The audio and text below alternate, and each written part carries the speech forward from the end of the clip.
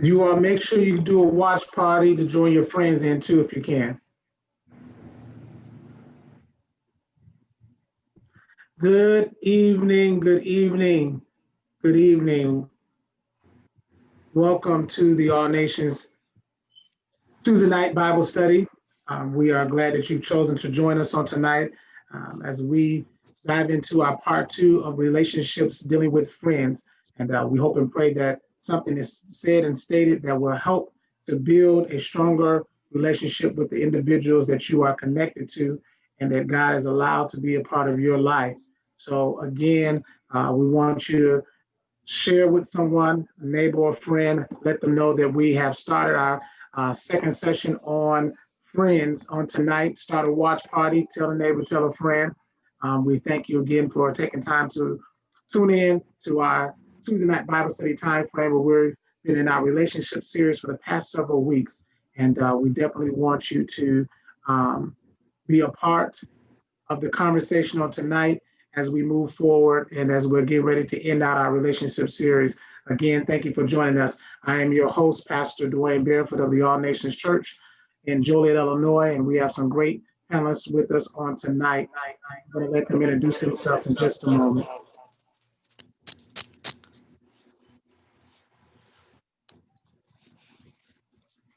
All right. So we're going to do a word of prayer and then we'll introduce our panelists on tonight. Dear gracious God, we thank you for life, health, and strength. We thank you for this day that you have blessed us with. And God, we just give you praise because you did not have to allow us to wake up and breathe the air that we're breathing even right now. But because of your goodness and because of your mercy, you've allowed us to do so. We say thank you on tonight. God, we ask that you allow us, God, to speak words of wisdom and words of understanding that will help someone to continue to develop stronger and better relationships with the individuals that they have connected themselves with. God, we ask that the word that is spoken on tonight and the things that are said on tonight give life and they build and edify your people. God, we ask that you continue to bless every panelist that is here on tonight and allow them to speak words of truth and knowledge.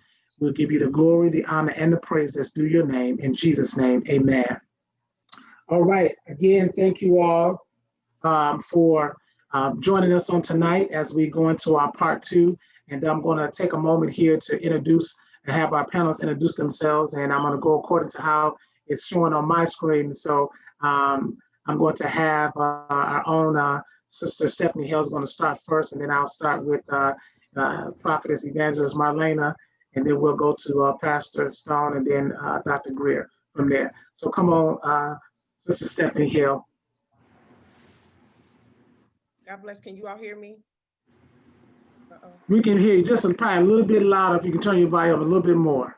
Okay. Are we okay now? We're good. We're good. God bless everyone. As Pastor Barefield said, I am Stephanie Hale from Indianapolis, Indiana. I'm just grateful for the opportunity. Thanks, Pastor Barefield, for the invite and the opportunity to share on Friends Relationship Part 2.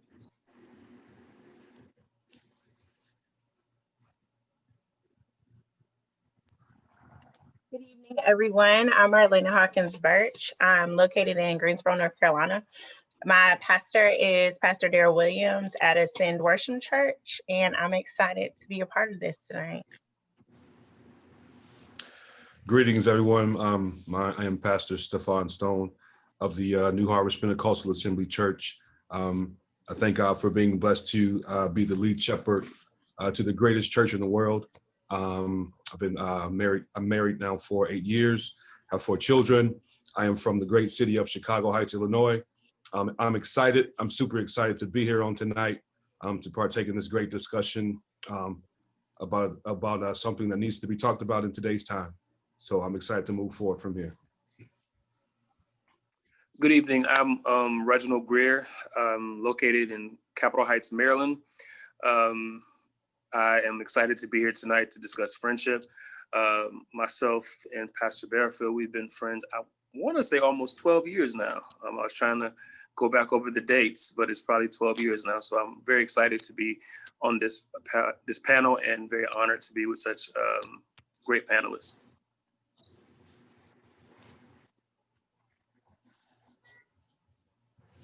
Unmute yourself, Doc. Thank you, sir. Thank you all for joining us. And we want you all to please speak from your heart and your experience on tonight. And hopefully no friends will come back and say, oh, they were talking about me. You know how folks do. But hopefully you will be able to speak freely and definitely whatever the Lord gives you to say on tonight, we want it to be a blessing to the people. So last week we dealt with a few things in regards to friendship. And we talked about toxic relationships and connections of people that we are connected ourselves with, and making sure that we don't continue those toxic relationships. And so I asked last week, what is the definition of a friend? We talked about friendship being someone who, caring, understanding, knows you, and is connected to you. With that, I'm going to ask my first question I ask you all: what qualifies a person to be considered a best friend? What qualifies? Because we have a plethora of people who we're connected to and individuals who are in our circle and our surrounding. But what qualifies an individual to be considered a best friend or your close friend, almost close as your sister or your brother? Okay, I'll go ahead and start. Can you hear me? Yes, okay.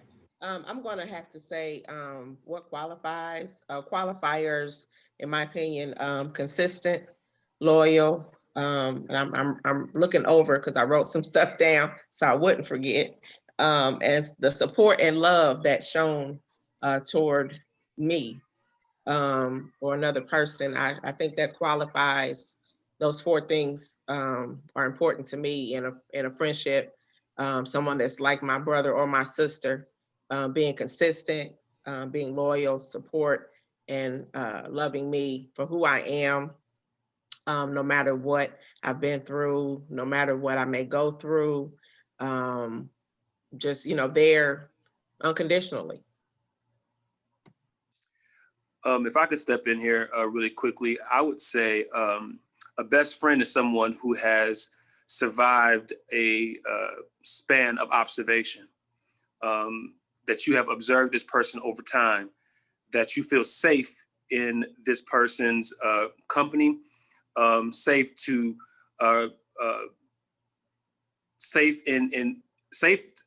that this person is a confidant. You can share different things and you don't feel embarrassed. You don't feel like this person is going to run out and share your business and things of that sort. So safety and confidence, someone who builds me, someone who is there not only in my triumphs, but also in my blunders, because we all have them. And so I would say a best friend has survived a period of observation. They build you, they add to you, also correct you, get you right. But that's just something I feel like you can't be a best friend that I have not observed how you walk, how you step, how you treat me, how you treat others, because that speaks to a person's character. Amen. So is there a level, or they'll say a time frame that is included in that, as far as someone being in that close to you? So some people say, oh, we've only known each other for a short period of time, but we're really close. Is it considered a time frame, or is it just that connection that determines that person being that person who's your close confidant? If I can put my little 2 cents in, I think it's a combination of both connection and time frame. I think it's important for the time frame to be where the experiences happen and you can see how this person reacts and acts to experiences. But also sometimes that connection is so strong, you just know right off the bat that this person is a solid person. You can almost see the characteristics and you can see the values and the morals of this person. So I truly believe it's a combination of both. And to add, I would say too, in order for someone, I would say for me personally, to move into that category, there has to be an extreme level of transparency that's mutual. Transparency that's mutual, as well as mutual accountability. friendships go to the next level, I feel like when both parties are holding each other accountable, and it's received. That to me really kind of solidifies, like, yeah, that's more that friend that's more like the sibling, that person that's, definitely your ride or die. But when it comes time, they're able to speak life into you, whether that's something that you, the hard conversations. Not all friendships are at a place where the hard conversations can be had and both parties can walk away and the hurt necessarily isn't there. I feel like when my best friends talk to me, they can talk and say what they really need to say. And when we both walk away, there's no love lost, because it came from their heart from a good place. That's good stuff. Great, so enough good stuff. So when we have that person who's our close friend and confidant, I know a lot of times that there is some things that they probably can say to you that other friends can't say to you, or may not have the authorization to say those things to you. But when we get into those connections with those friendships that we are close to, because the Bible says that there are friends that are closer than a brother, that you can have connected to you. And so with that, what would you say is the reason why it is easier sometimes to have a closer relationship with someone who is not blood? A lot of times you would think that a person should be close to their sister, to their siblings, or somebody who's in their family. But in majority of times, there are people who we're connected to and have a closer relationship with that know more of our business than the people who actually have the same blood running through their veins. Why is it sometimes, or is it easier, or why is it seeming that people are more connected to people that are not actually their blood siblings or niece, cousin, or that particular sort? If I can add to that, I think that's a great question. But for me, I would say that when it comes to family members, we don't necessarily have a choice when it comes to family members. There's just, they're in our families. They're, connected that way. Even when it comes to siblings, they're connected. But when it comes to friends, we have a choice to those that we allow in our inner hearts, in our circle. So I think it's just at the point where we choose our friends from whatever experiences we have. And some of the things that we talked about and we just mentioned about being transparent and being naked before our friends and being 100, holding one another accountable. Those things really come into play when you consider someone that close, good friend. So what happens then at that point? Someone wrote in the chat, and let me encourage anyone that is listening on tonight, please, if you have some questions, please put them into the chat box for our panelists on tonight. State whatever your questions may be. Feel free to ask those particular questions that you may have. So in that you have friends, someone made a statement that friends are people who you can tell your darkest secret to, and that you can share who you fully are. But in times, what happens and how do you handle a situation when you share something personal, intimate with your close friend, and they share it with their quote unquote close friend, and that information gets out? Because I've learned that you can have a person who you're best friends with, but they may have somebody else who they're best friends with. And so when a situation comes and they have spoken something that was personal about you, and then they go and tell that friend, how do you handle that situation with your best friend? I think when you get to the level of best friend, you know how to confront a best friend when they have stepped right, or if they step wrong, you know how to confront that best friend. But I think in the initial stages of friendship, your communication with that friendship should show you how confidential that friend is. If that friend, when you come together with that person and they're sharing everybody's business with you, that means they're going to share your business with everybody else. So in your initial stages of observation, I'll go back to observation. If you observe that this person is not a confidential person with other people's business, they ain't going to be confidential with yours. And so those are things you got to look for when you first start establishing friendships. It's almost like the red flags we talk about when it comes to romantic relationships. It has to be those red flags when it comes to friendship relationships too. One thing I can say, growing up, my mother always spoke to me from the Bible and said, don't think more highly of yourself than you ought. And that plays into friendships, because why, if that person was feeding you everybody else's business, would you think more highly of yourself to think they weren't going to do the same thing? So Exactly.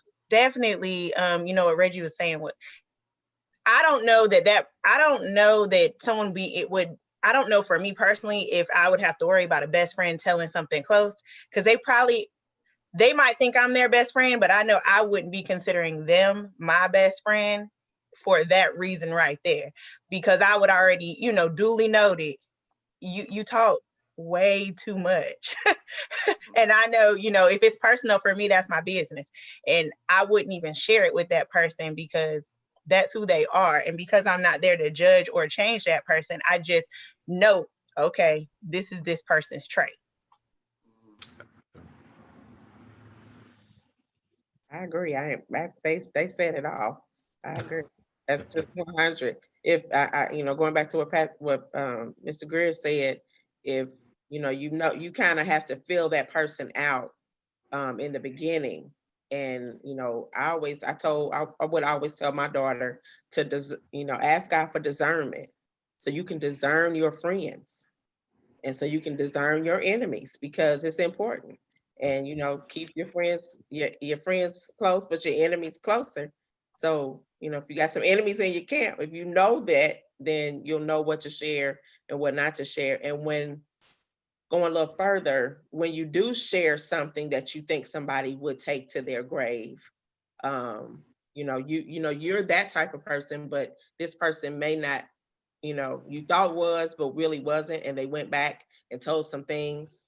My experience has been just to be quiet, to be still and be quiet. I'm not going off on you. Not at this age. Now, if I was 20, yeah, come find you in your neck. But as you grow and mature, and as you grow further in God, you learn to just leave people where they are. So in essence of that, we have a lot of people who have, we say, I think it's like some saying, if you have more than 2 or 3 friends, you're blessed and you're richly blessed.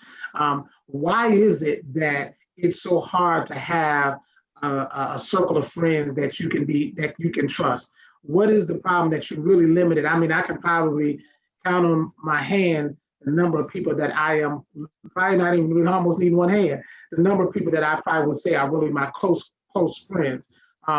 Why is it that we are even just say beyond close friends, just friends, period? Why does it seem like your circle of friends? Because as we said last week, you have your constituents and you have your associates and different things like that.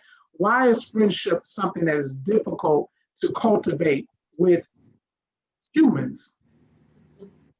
As they say, the dog is a man's best friend. Why is it a friend? Humans are able to be closer with a dog. Dogs can't talk. That's it. That So was a great question. Communication. If I can, yeah. I was going to say that I think the trust issue is one of the major things that's happening now. Like, we're living in a society where you can't trust anything. You know what I mean? You can't trust the news. You can't trust doctors. You can't trust the politicians. So with all of this, with being surrounded with such issues where we can't trust, I think it overflows into friendships. And we see how some people are. Some people are just dirty. Some people are snakes in the grass. So we don't want to put ourselves in those situations to where we have to protect ourselves all the time, and we're looking over our shoulder, and we're constantly wondering, is this person 100? Is that person 100? So I think trust is at the core of it. Do we really trust people enough to open up and be vulnerable to that person, and to be transparent and naked before that person? Because if we're true about it, I don't think we're just going to go out in public and be naked in front of people. You know what I mean? Like, you're gonna cover yourself, because there's some scars, there's some issues that you have that you don't want everybody to know. And just if you add that to the friendship aspect, there's just some things about me I don't want everybody to know. Some things I don't want to share with everybody. So it boils down for me to just trust.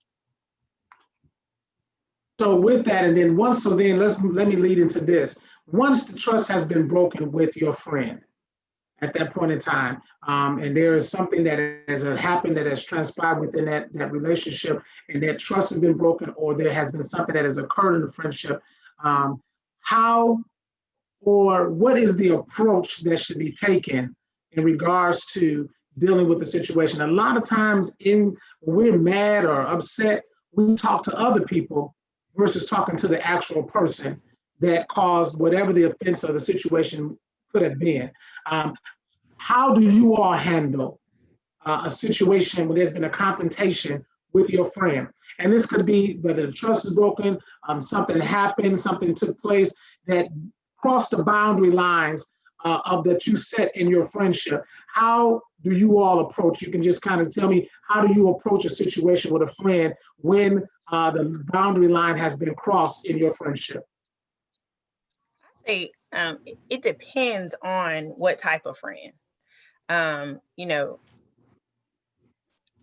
I guess I would say I have a real strong no new friend policy personally. My circle is pretty small.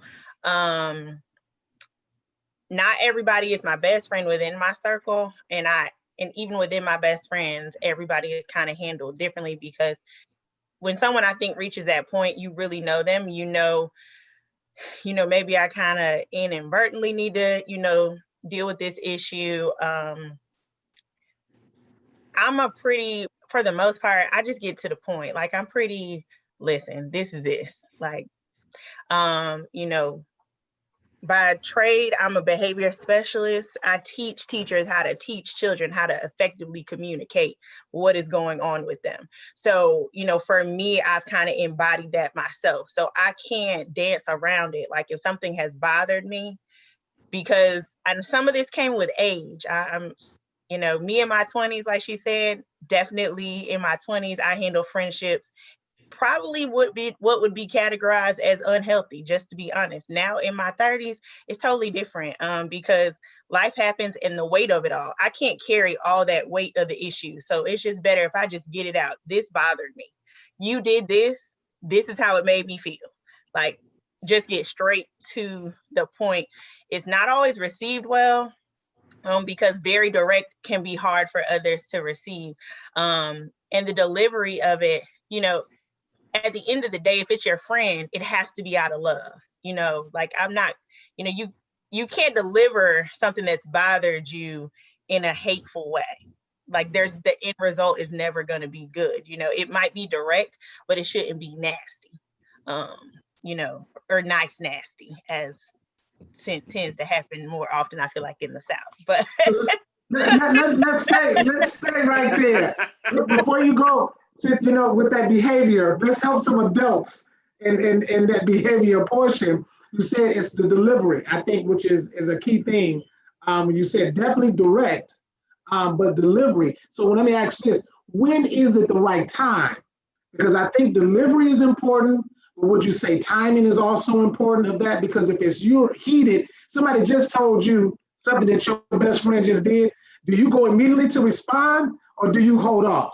I have to take a day. Me personally, and it might be a couple of days, because and that's like in anything, even within work, something happened with work, I can't fire that email right then, because I can guarantee it's going to have me probably having a good talk with a supervisor if I fire that email right back. So it's the same thing in relationship with friends. The alt happens, it's going to have to simmer, not for a long time though, because too much time, I feel like it gives a person a false understanding of how you may feel. If something happens, the time to address it is not 5 years down the line.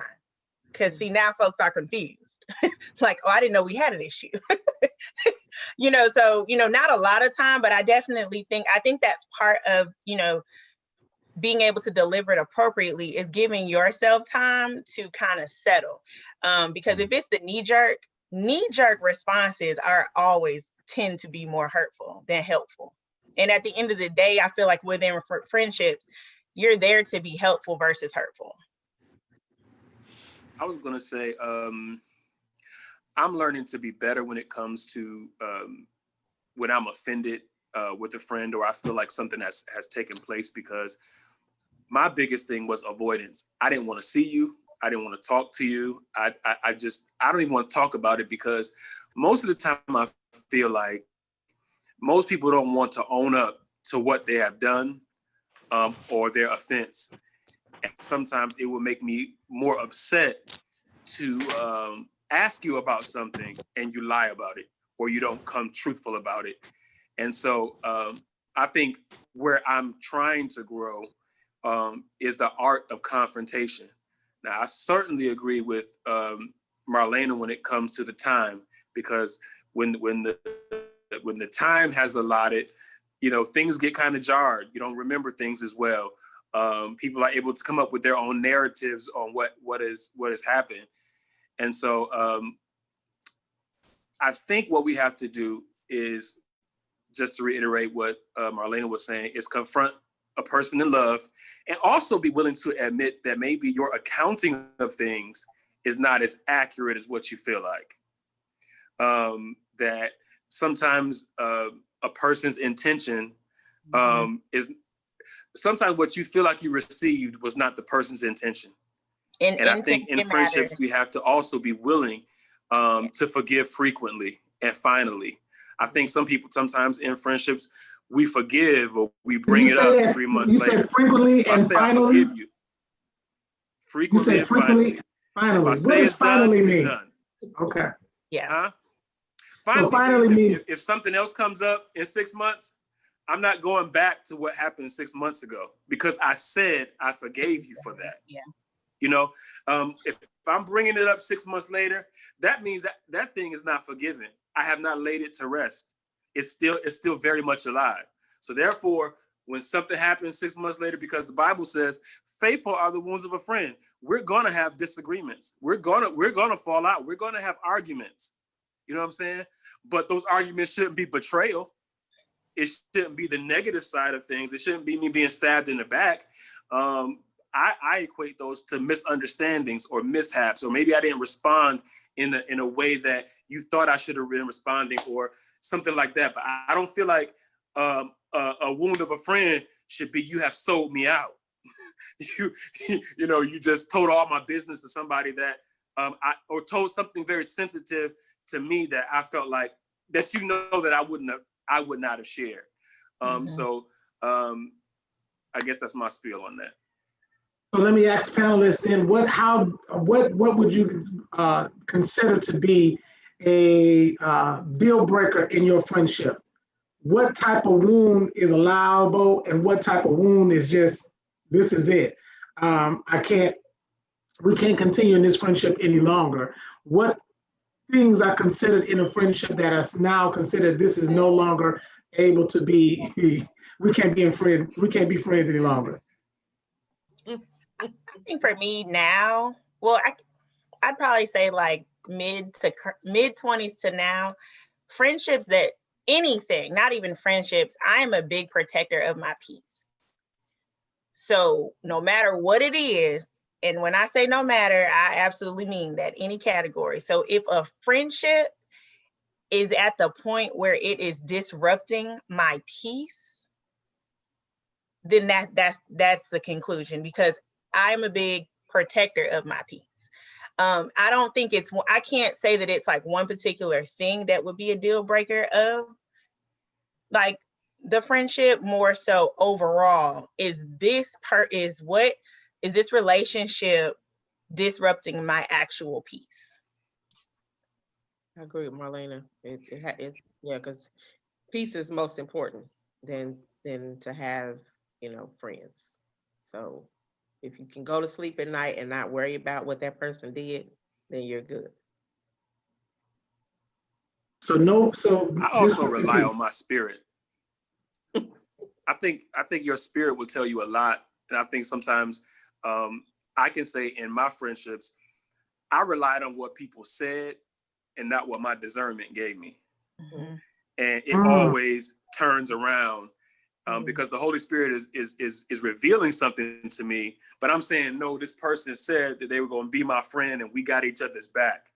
Now, in the line of work that I do, HR, there's a disciplinary process. You have a first written warning, a second, and a third. But then there is a process that is not written down. There are certain things that you can do that leads you right to termination. And so those things come up on a case-by-case basis. I may not know what that thing is, but when it happens, I'll know, hey, this ain't a first, a second, third warning. This is just, I cut it. So. Okay. Dr. Stone, you on mute. I was saying that, people change over the years. As we were talking about looking back in our 20s to now, like there are some people that I consider like really good friends, like best friends that I no longer deal with for whatever reason. So just through time, sometimes people separate and we have to realize that they were in our lives for that season and the season is over. So we have to move on. So the Bible tells us that it's hard to win over a brother or sister who has been offended than to win an entire city.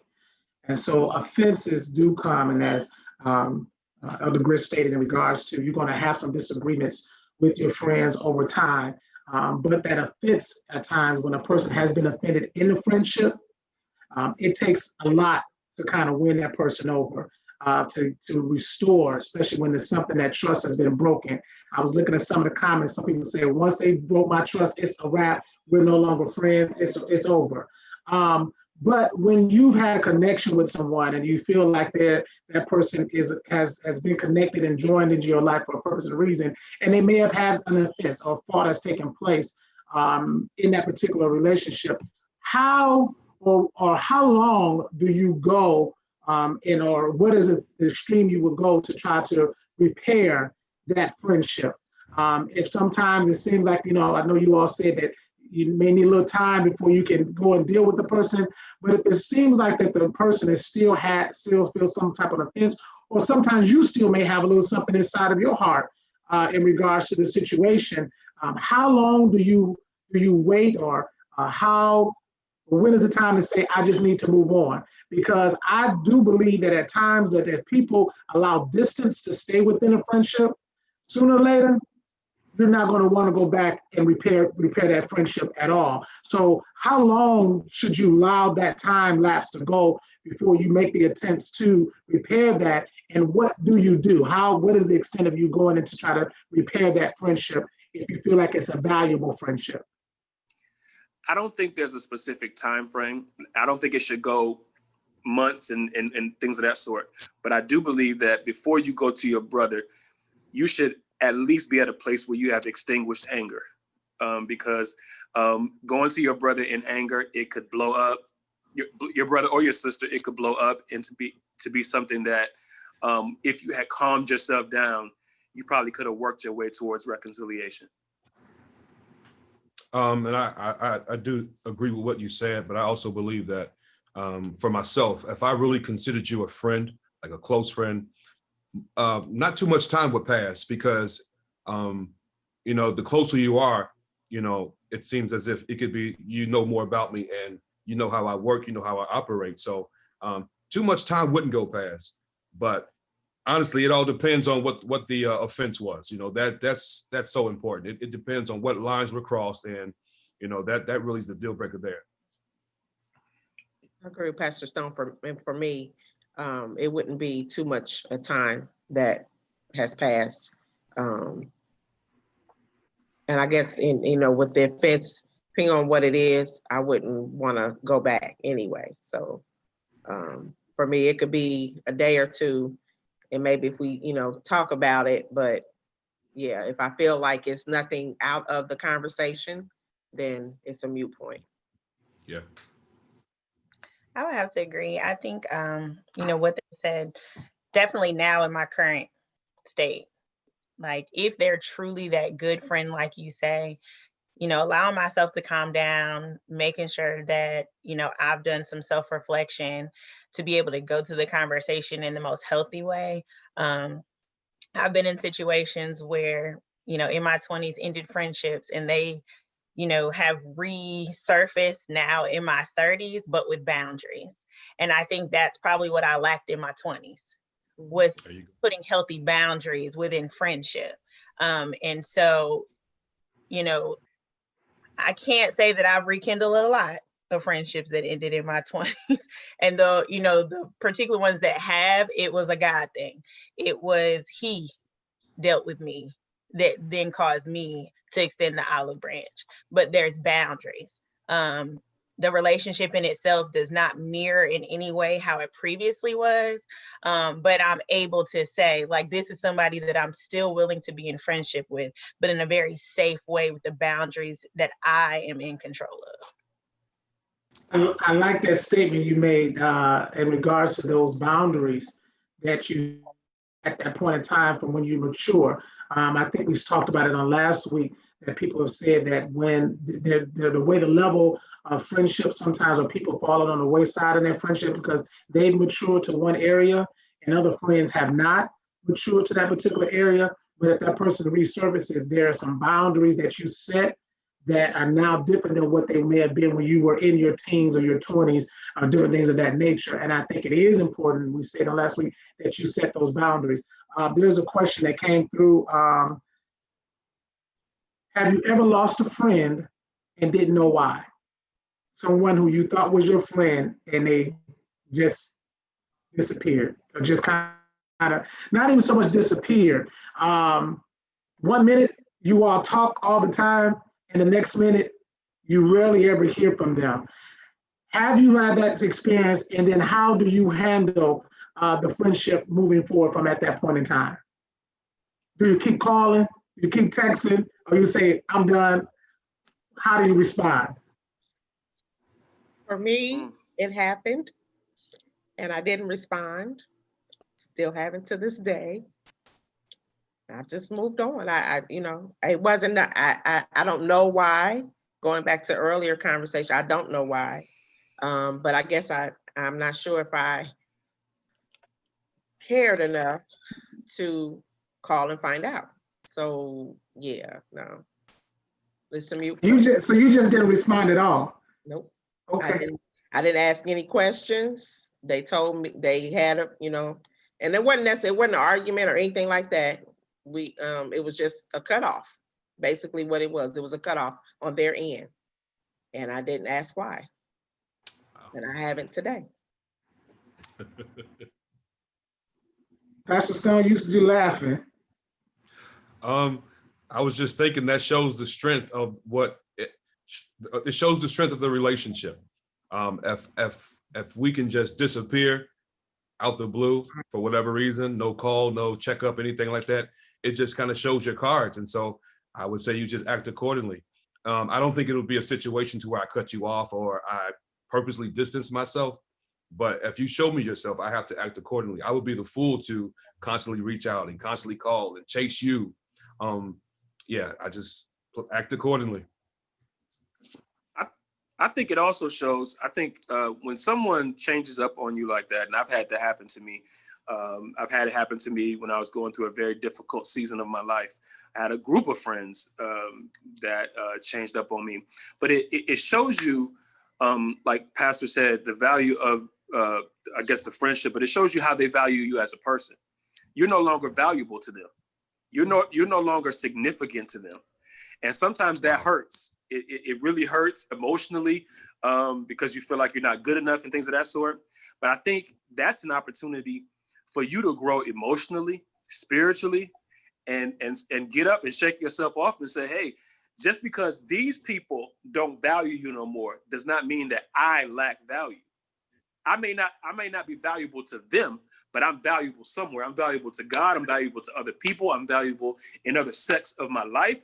But, some people can just kick rocks, because I'm not finna go and follow up with you 5-6 times and be calling you 6 months down the line and you can't even return one phone call. I'm not of value to you anymore. So therefore, you got to put on your grown man pants and walk and go on with your life and find some other people that you are significant to. And so it takes a little heart searching. You got to heal. You got to get with some people that build you up, because they're no longer interested in building you up. They've moved on, and you got to move on too. Let me ask you all this. Go ahead. I'm just gonna say, ditto to everything Reggie said. I mean, I am not one, I'm not gonna chase. I'm gonna more so meet somebody where they are. So if you're done, I'm gonna just be done too. And if you don't value me enough to even give an explanation or to have a conversation, and as much as it may hurt, I went through this with, individuals who I've been in a relationship with for almost 20 years and just out of nowhere. And I definitely was in a place of, let me check on me.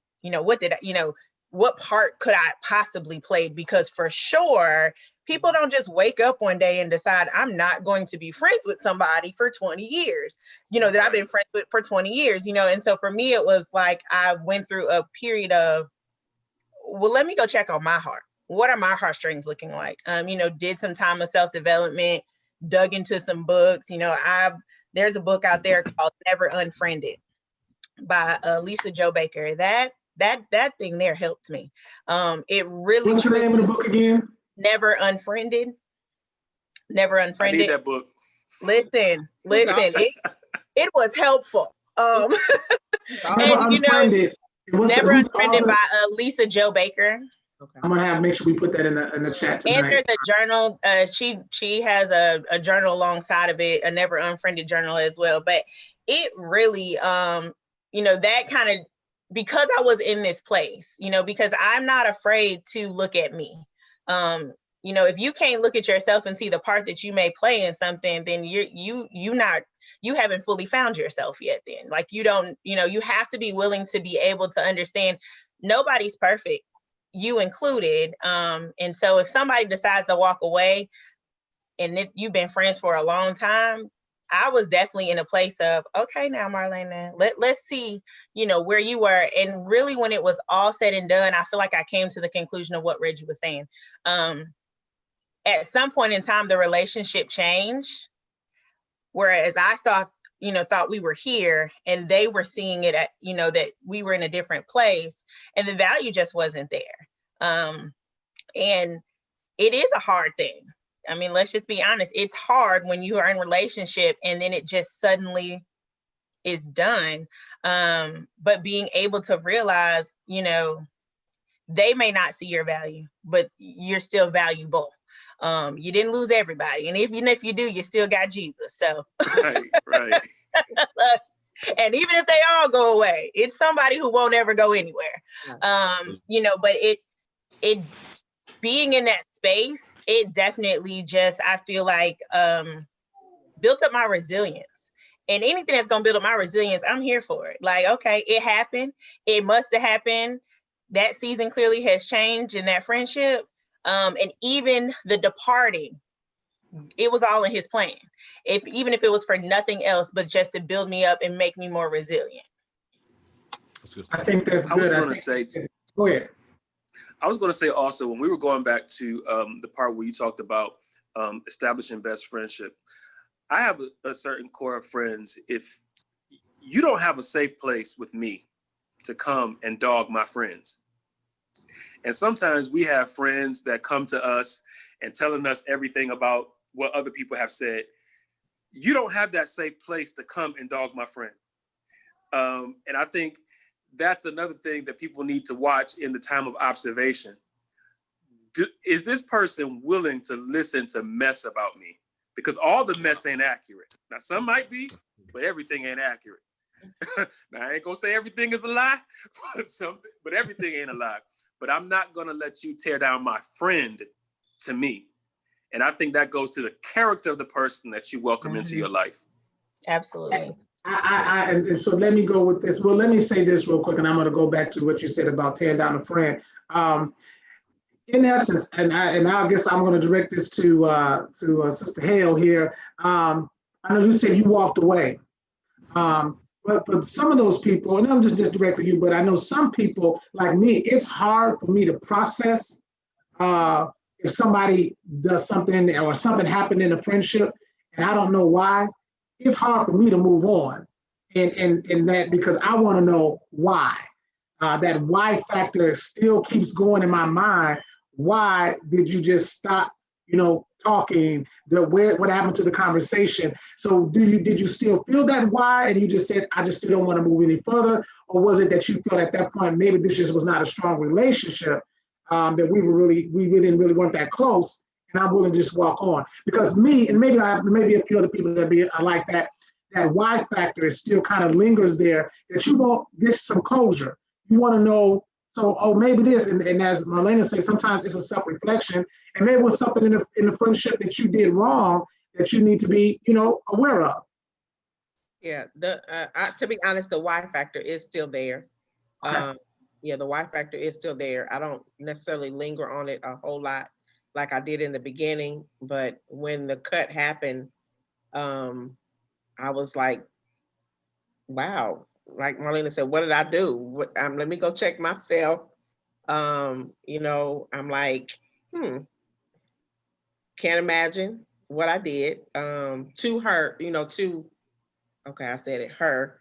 But sorry. You didn't say no name. It's okay. It's all right. Hopefully she's watching tonight and she'll come back and call you and say, Maybe. Send it to her inbox. Share this to her inbox. Yeah, but the why factor is still there because I considered, again, I considered myself a good friend. Like Brother Greer said, it was at a time where I was going through something and I was sharing some stuff with her, and I just felt like, it was a group of us. It was a small group. And it was like, goodbye. So we all kind of had a feeling like, why? okay. One person I think was majorly really upset about it. I wasn't upset. My feelings were hurt. And probably still are if I'm honest with myself. Yeah. But I did do some self-reflecting, and I haven't come up with anything, but again, I have not reached out, or anything. So I'm gonna leave that alone. I'm gonna leave it alone. Okay. No. So I think that with that, so let me just ask this last question. Would it be wrong, and you don't have to answer this, Sister, but would it be hurtful, or would it be wrong just to say, hey, let me reach out and just say, hey, I would just like to know what happened? It wouldn't, because I thought about it a couple of times. Okay. It would. Yeah, Okay. I have thought about it. Yeah. All right. Hopefully, maybe that'll happen. All right, I'm gonna move on from that and leave Sister Hale alone. But so, Elder, Y'all pray for me. we're gonna pray before we get off tonight. A little move on your heart. Elder Greer made a statement in regards to friends and saying things about other friends. How do you handle a situation? Do you stay in the presence and allow a friend that someone else who you're connected to and you're close to, and come in and start talking about your friend that's there? Do you allow that conversation to continue on, or do you stop that person and say, hey, that's my friend and I'm not going to tolerate? Or do you listen? Now, I'm going to say this. I know I'm guilty of times where there are people that I am connected with and I have not spoken up. I'm going to be first to be honest with that, because a lot of people say, oh, no, you don't say nothing. But that's not always what happens in the situation. So do you immediately say something, or do you just, and then if you do say something, is it your responsibility to go back and inform your friend what that person was saying about them? I think it's the intent when the information is being brought to you. I have a group of, I would say we're best friends. All of us know how to handle certain individuals within that circle. If one has a concern, if the conversation is in a helpful place, if they're coming to me and it's in a helpful place, like this is going on and talking through it, yeah, I would say my group of friends, don't do the talk about. Like, our conversation about one another is to discuss in a helpful way versus I guess like a gossip way, outside of gossiping. but it's the intent. I think if I've ever been, I wouldn't say my best friends, this doesn't happen, but in circles of individuals that I may consider friends or close associates, for me, if it tends to divert into the hurtful direction, I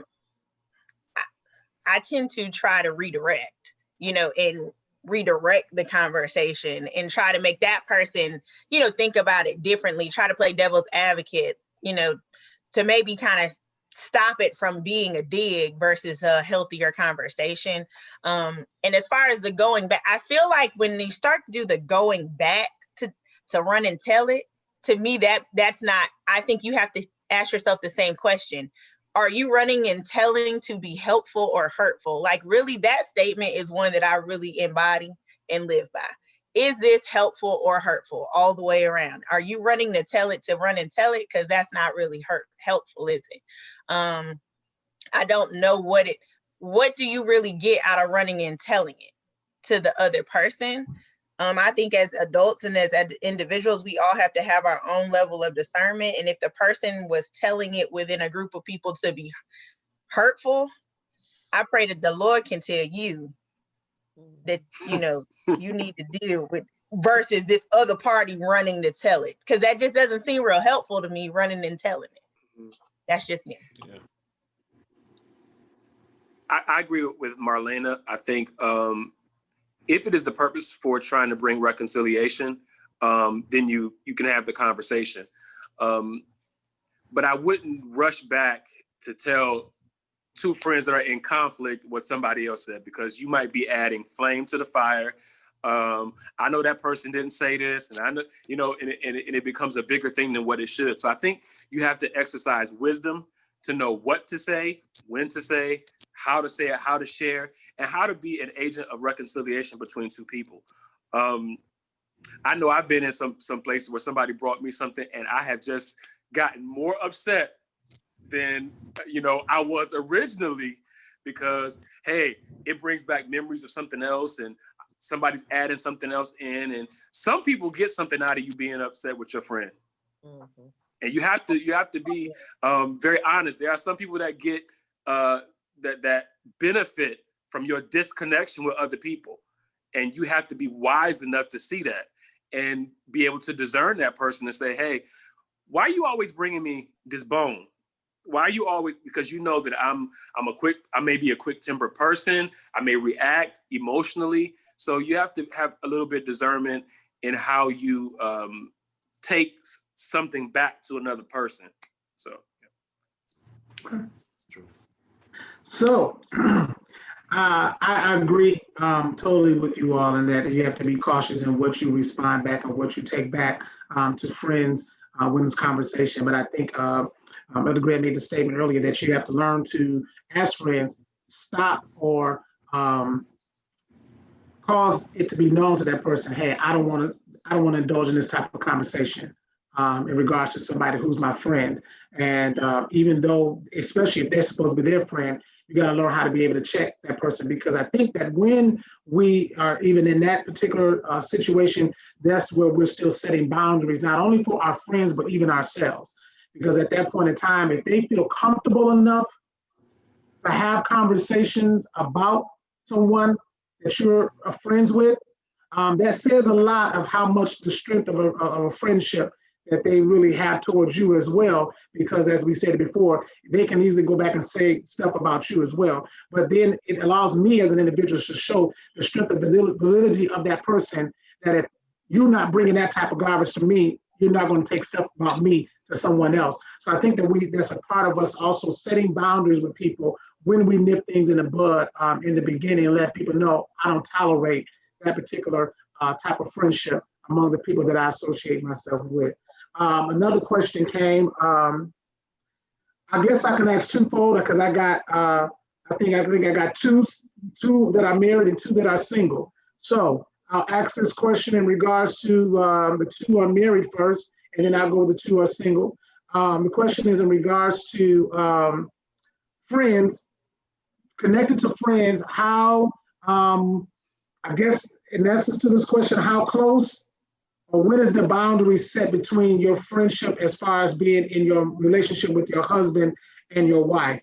At any point in time, does that come to a point where it interferes within your marriage as far as your closeness? So, for example, I guess to say from this question, you're spending more time with your best friend than you're actually probably spending with your significant other. Is there a certain boundary line that should take place in a friendship to let them know, hey, I'm married, I got a husband, especially, I'll put it this way, add this in, when you have best friends who are single and you're married? How do you balance that out with that in your relationships? The two married ones, y'all know who y'all are. I was waiting. I was waiting. Goodness, I feel like that, to me, that question is like an onion, multiple layers there. I guess, on one side, I know my spouse is not having it. Nothing's coming before him. He don't care. He gonna say it, and that's gonna be that. And I'm gonna submit and say yes, sir, and we go move on. It's he. I don't feel like that's something that we've even had to deal with. I have had lasting friendships, longtime friendships that, he had to pass the best friend test. He met them prior to us, getting married. We had that kind of situation. For me and him, we've had situations where I believe from the heart and from the Lord, he was led to speak to me about certain friendships that I had that I wasn't able to see what he saw. And now, years into our marriage, I'm able to sit back and be like, wishing I would have respected his discernment sooner, I guess, in some situations. But as far as like more time being spent with friends, that's definitely not something that, we personally, deal with. He respects and understands the need for me to have friends outside of our marriage. That's good. And because he does, I believe that's why we don't have issues. He understands, I think we joke around the whole happy wife, happy life thing, but he understands in some ways that, the need for me to have a girls' night, the need for me to just get away, because everything in the house runs smoother. Again, when my peace is protected, and a part of my peace being protected is me having healthy relationship with people other than him. Wow. We just got, they must have hit a nerve with some of the married women out there, a whole bunch of loves just when they got to have that peace and health. Wow. Just to put my 2 cents in, I think it's a conversation. And I've been blessed to have an amazing wife where she understands that sometimes one person, as far as my friend, may need my attention or may need my support at this moment more than another. So, and to just make it a simple answer, it's just a conversation.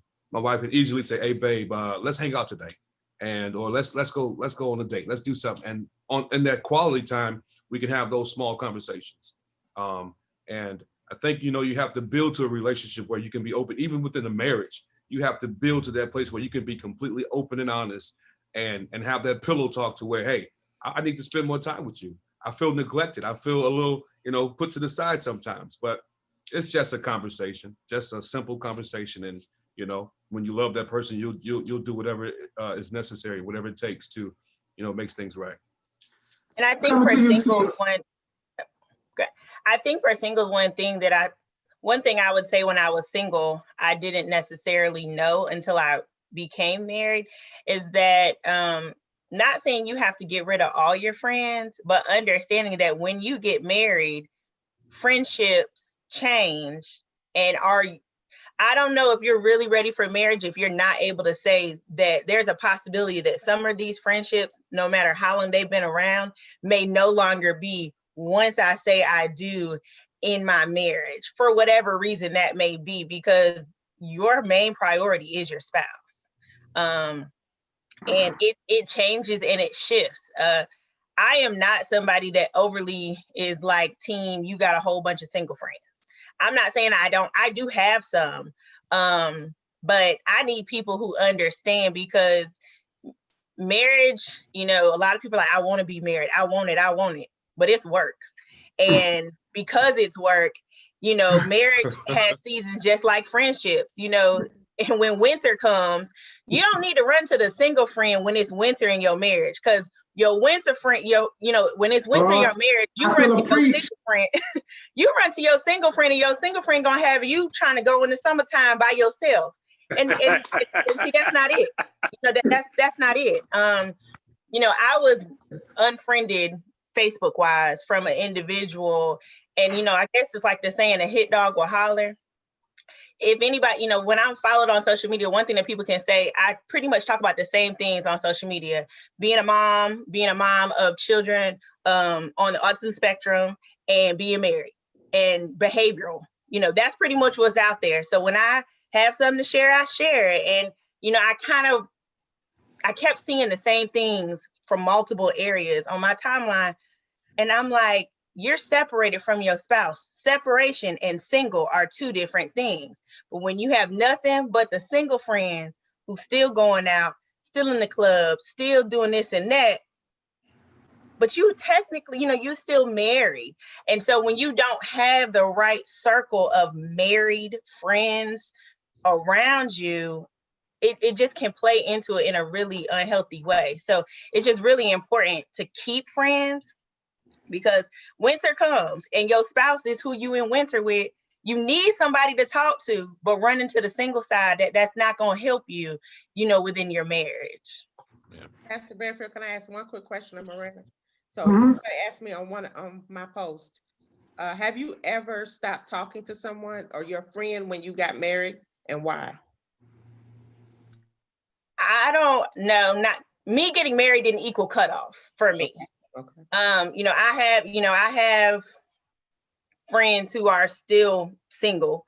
But I think it's understanding what kind of conversation and what does the relationship look like with married friends versus single friends. You know, the single ones are not, if I feel like I need marital advice, it's not the single ones that I'm gonna, you know, run to. I think it's a good balance, I guess, to have. I mean, now if you're married and you only have married friends, that may just be how it is for you. You know, there are friendships that weather the storm and I've been with for years that are not, you know, they good thing just ain't got there yet. So let me ask this. That mean I had to cut them off. Let me ask this, and I'm going to move to these singles with this similar question, but let me ask the married couples one more question. Is it okay for a married couple or someone who's married, to have a best friend that is of the opposite sex? So your best friend, Marlena, is a male. Your best friend, Pastor Stone, is a female. Is that acceptable once you get married to have a best friend of the opposite sex? I think for me, it's the conversation. That's another onion question. That's another onion question? Yeah. I mean, for me, it's like a conversation. I think it's when, to me, opposite sex friendships can possibly, it's a when did that person become the best friend? Did you come into the marriage with the opposite sex best friend? Or did this person trickle in within the marriage? Because see, then we kind of got to have another conversation, because when did you, my spouse of the opposite sex, have time to build this friendship? Like, for me, it's like the timing. I have an opposite sex best friend. He came with me into this. We entered into, and actually have two. They both came in. Both were a part of my wedding. Like, they both came in. My husband was not allowed, but my husband was able to build relationship with them outside of our friendship. And I feel like that solidified the understanding of it, you know, within our marriage. I have not, you know, built a relationship with someone, a friendship with someone within my marriage.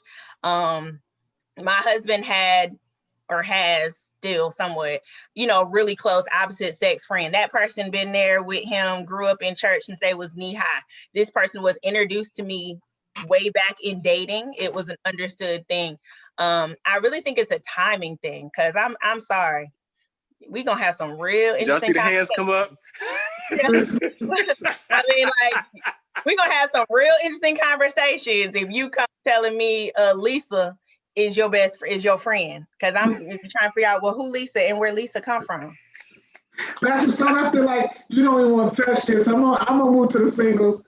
I'm gonna move on to the singles. Pastor Stone said, "No, I'm not gonna touch." So singles, in regards to the question, similar to the same thing. The question was, does your best friend trump your girlfriend or your boyfriend? Would a best friend trump them in a relationship you're with? Would they trump? Wow, that's a crazy question. I would say in the beginning stages, yes, because this person should have been in my life a lot longer than anybody that I'm dating. I should trust how they feel about the person that I'm with. Now, getting back to, my best friend got married. And I had the conversation with him like, hey, our relationship changes now because you're going into a married situation. So I voluntarily said, hey, I step back because now you joined your life with somebody, but I guess a significant other that is not my spouse doesn't have that that same respect. Okay. Seth, you gonna leave it alone? That's a heavy question. Okay, well, I'm gonna leave it alone. So another question that came from the audience, those viewers, they asked the question here. Brother Williams said, a lot of discussion is about protecting ourselves from hurt in relationships, which has been great. They're asking, does anyone on the panel have advice about cultivating the existing relationships and new relationships? How do you better the relationship and cultivating your relationships with the people that you're connected to avoid, or basically helping to protect yourself and being able to still have a good relationship with a person? Your advice on cultivating existing and new relationships? I would say, first of all, you need to be the friend that you're looking for. You need to make sure that you're being trustworthy, that you're being truthful, that you are a person that can be depended upon. You should be looking for those same qualities in somebody else. I can't ask for someone to be truthful with me and I'm lying to them. I can't ask for somebody to be dependable to me, and every time they need me, I'm somewhere else.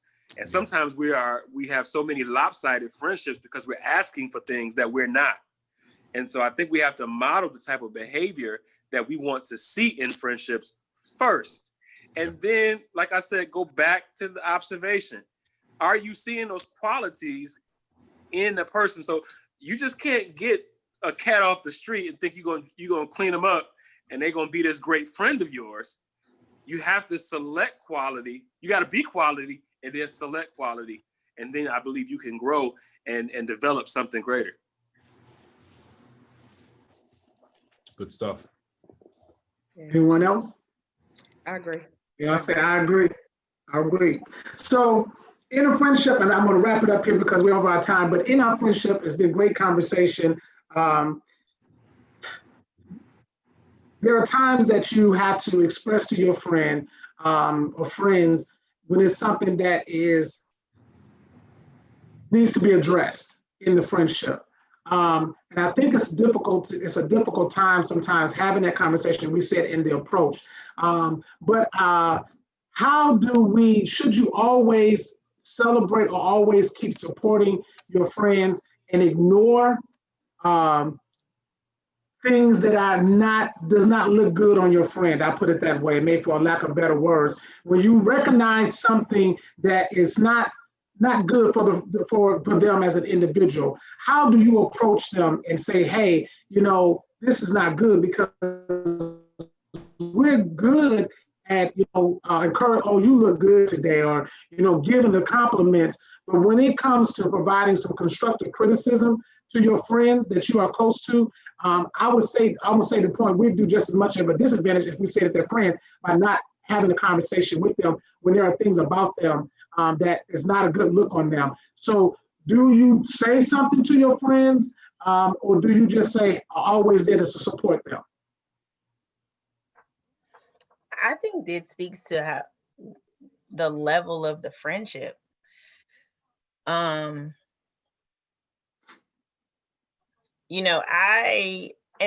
think it's a fine line of not being judgmental.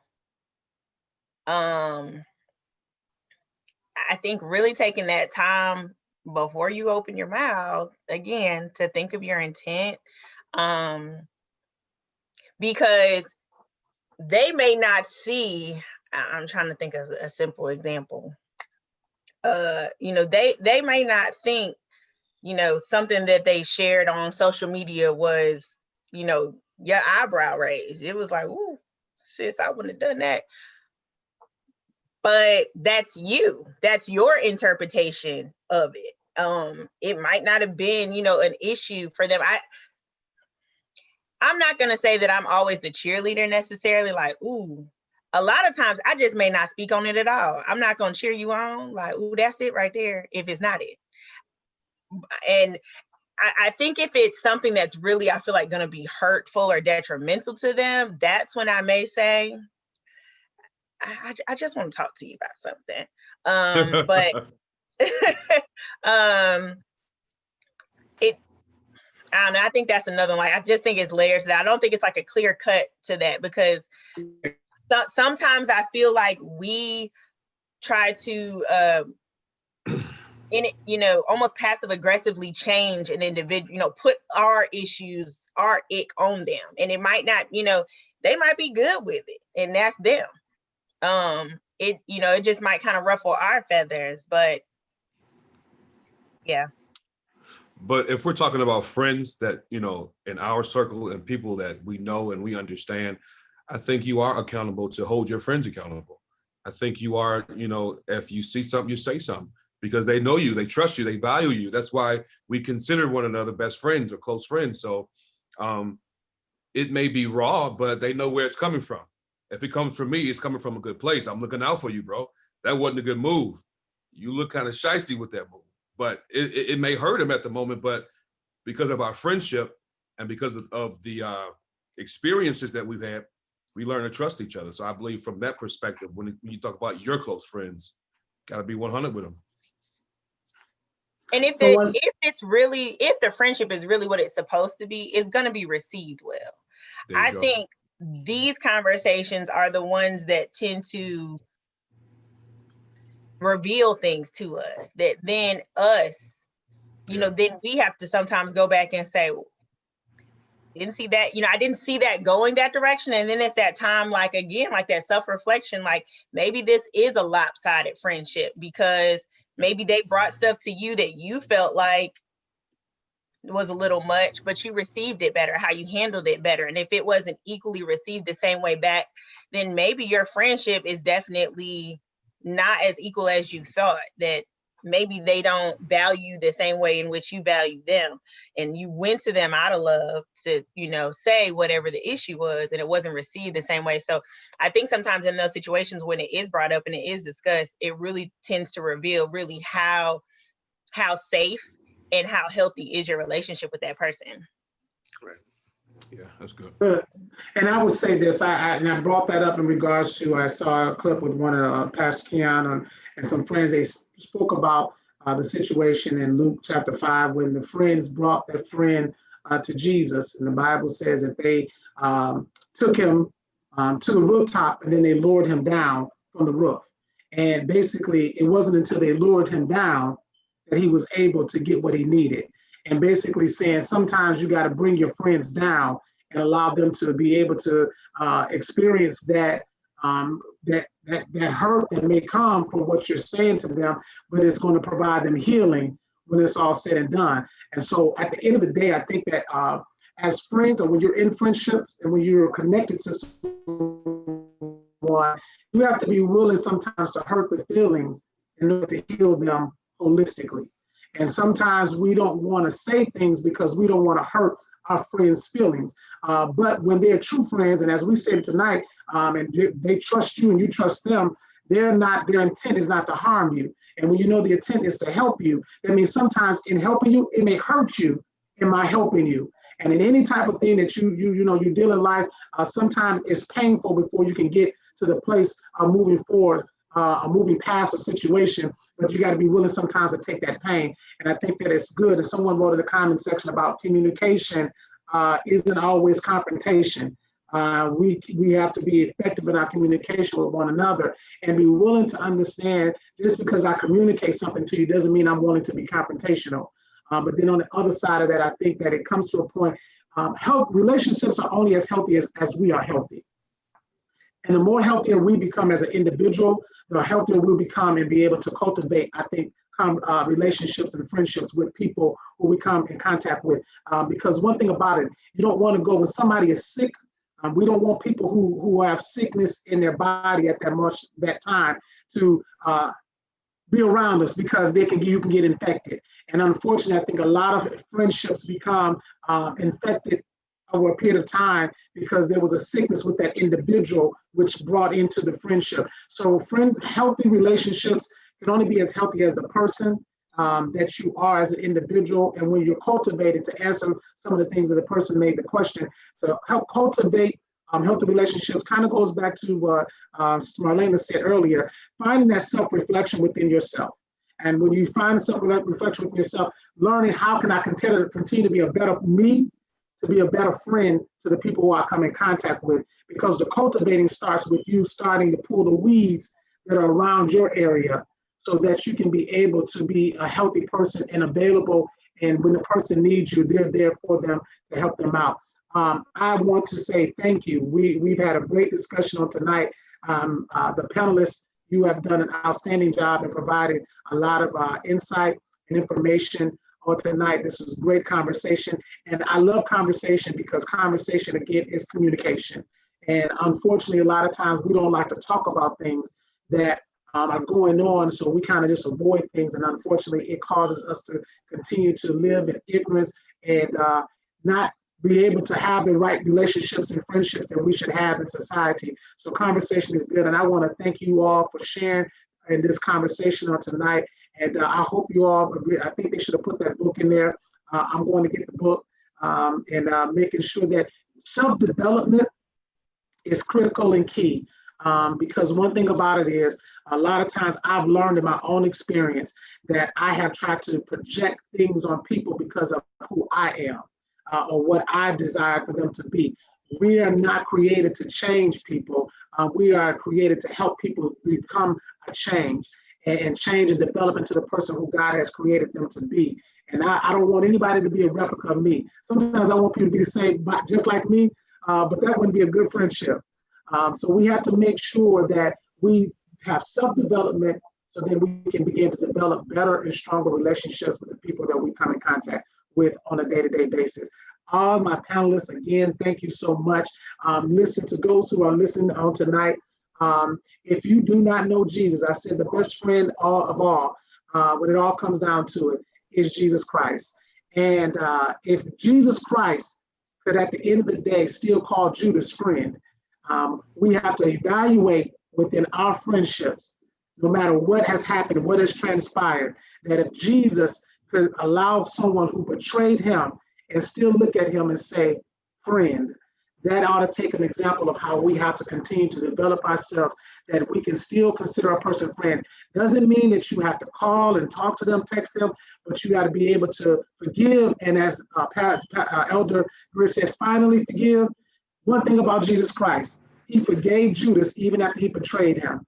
And we got to have enough love in our heart and our spirits to be able to forgive people and make sure that it's final when it's all said and done. And if the best friend that you need to have And as we said on tonight, is Jesus, that if everybody else leaves, Jesus Christ ought to be the center of attraction in your life. And if you don't know Jesus Christ in the person of your personal relationship on tonight, I recommend Jesus. And that it's easy as ABC, except believe and confess. And all you have to say is, Lord, forgive me of my sins. I'm sorry. Wash me, created me a clean heart, and renew in me the right spirit. Lord, I believe you died for my sins, and you rose again on the third day. And for that, I am saved. It's confessing, it's believing, and speaking it. And God has already heard your prayer. If you repeated those words, you are saved. I want you to get to a Bible-believing, preaching ministry and to connect yourself to that ministry and allow God to cause you to develop and grow in your life. I'm going to say a prayer tonight. There are several ways to give. I believe that they have it in the thing, text to give, Givelify, Cash App, $ All Nations Joliet. If you want to be a blessing to the ministry of All Nations Church, please feel free to do so. Thank you to all of our viewers on tonight. I pray that something was said to help encourage you to strengthen your relationship with the friends and the people that you have. Beyond everything, at the end of the day, know Christ. And when you know Christ, you'll be able to know the people who are around you and be the effective friend that you need to be. We are all on this earth to be helpers one to another. The question is, you got to know who is it that God has called and assigned you to help, and know when the season of the assignment is up in that season of help, and be able to move forward and move on. Thank you all so much. Dear gracious God, I thank you for life, health, and strength. I thank you for everyone that is on this panel on tonight. I ask that you continue to strengthen them. God, give them what they need in their individual homes. God, I ask that you continue to pour into them as they continue to pour out to others. God, we thank you for the wisdom and knowledge that they have shared on tonight. Continue to bless their households. God, give them blessings that they will not have room to receive. And everybody that is under the sound of my voice, God, I ask even right now that you cause relationships, friendships, connections that have gone astray, God, those that need to be reconnected. I pray for reconnection on tonight. God, I come against the spirit of disconnect that the enemy has come and interrupted. God, the service and the friendship that you have put together. And I ask right now, God, that you allow a spirit of reconnection, reconciliation to take place in individual lives that need to happen. Those, God, that need to stay severed, those that need to stay disconnected, you intervene and cause that to take place and happen in the mighty name of Jesus. But most of all, God, I pray and ask that you help us to see ourselves, search our heart, our mind, and our spirit, God, so that we can see who we are, so that we can be the ultimate friend, first a friend to you, God, a faithful friend. And God, I ask you that you help us to continue to be good friends to the people that you have placed into our lives. We thank you for it. We bless you for it. And now unto him that is able to keep us from falling and to present us faultless before the presence of his glory with exceeding joy, to the only wise God, our Savior, be glory and majesty, dominion and power, both now and forever. Everybody say amen. Amen. Thank you all. I love you. And ain't a thing you can do about it. If you got a friend you need to reconnect with, pray first and ask God if that's the reconnection needs to take place. And if so, make that step and go and have that conversation, and let's get that communication back online. If the enemy has caused a disruption, take care of that disruption with the love of Christ. I love you all. Thank you, my panelists. I appreciate you all. Much love. Good night, everybody. Oh, Good night. Good night.